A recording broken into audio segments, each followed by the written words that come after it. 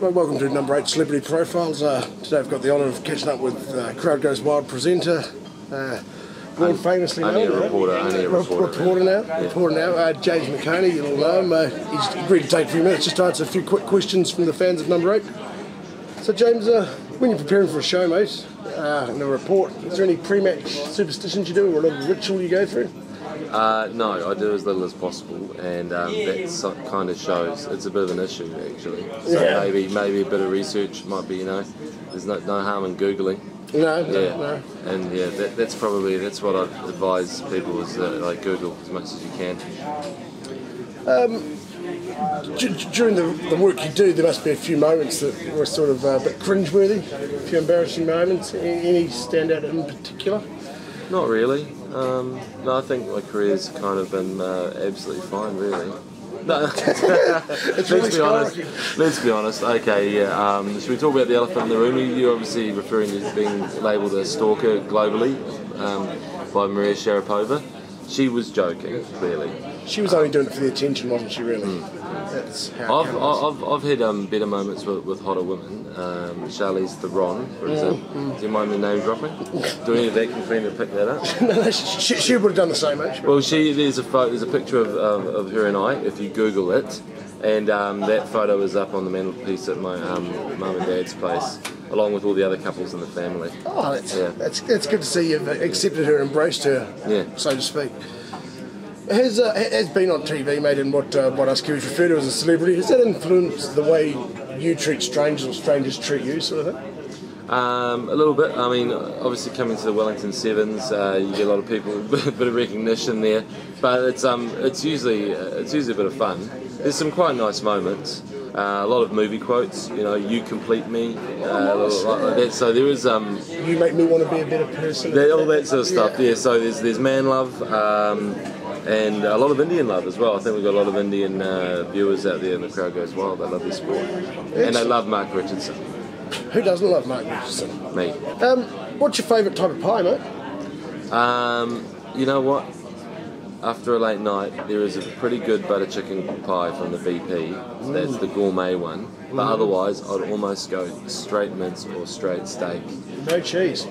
No cheese. No, there's no point. No, why put cheese in pie? It's liquefied. There's no real place for it. I think the cheese should be slightly solid.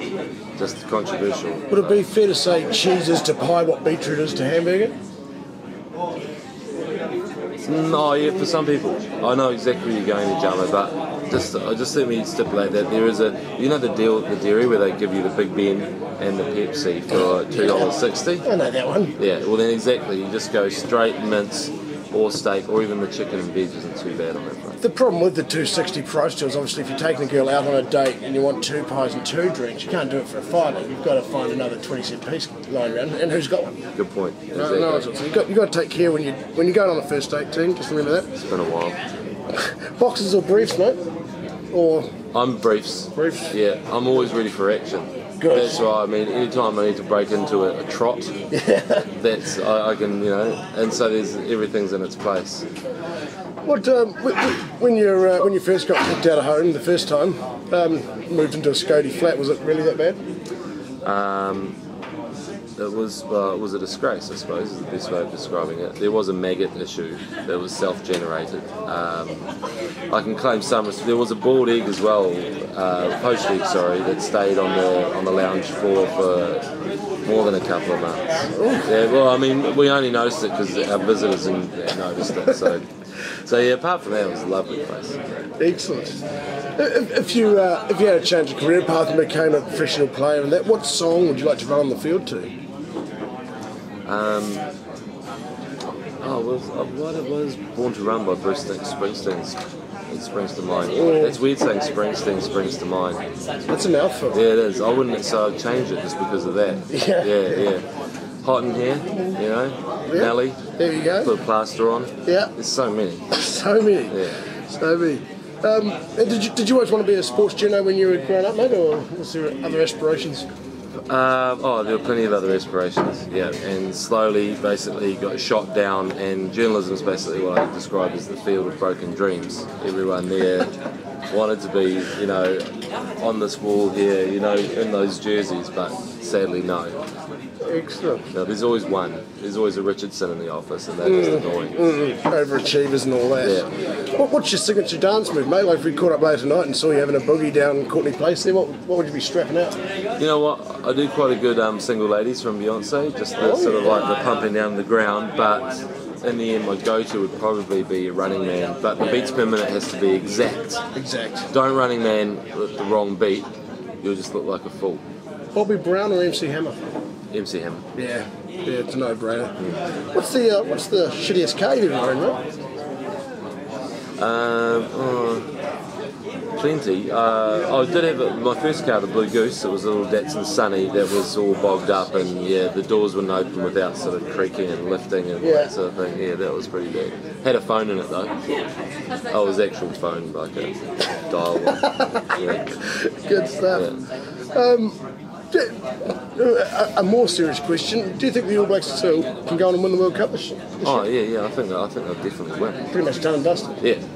The exciting thing, I mean, I don't mean to say exciting, but imagine if they lose, what it's going to be like in New Zealand on the Sunday and Monday afterwards. That would just be freaky. You'd want to get the first flight out here, wouldn't you? Really? Yeah.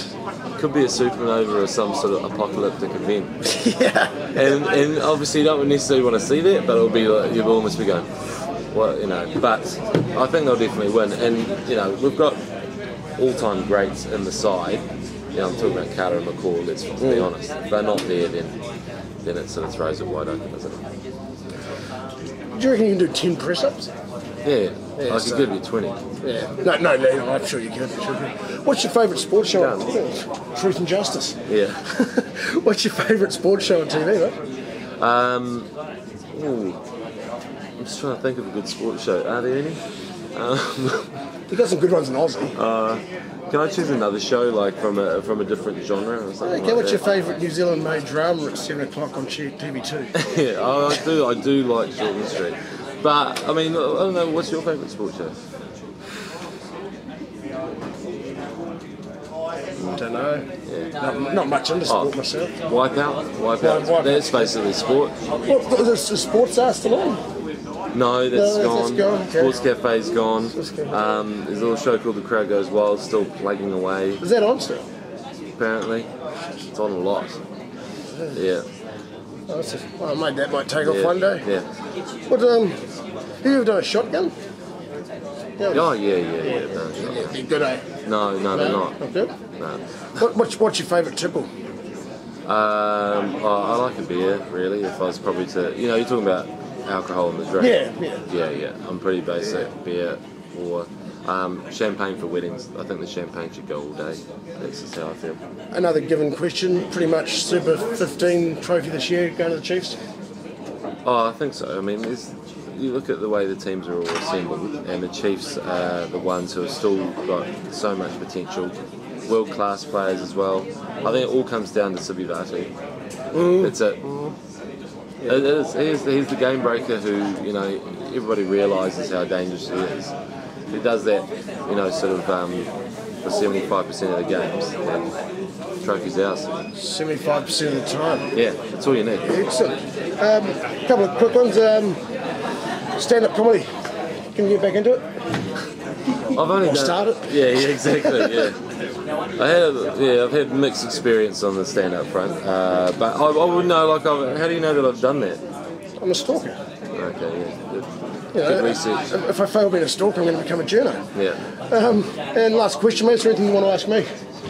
Oh yeah. Well, who the hell are you?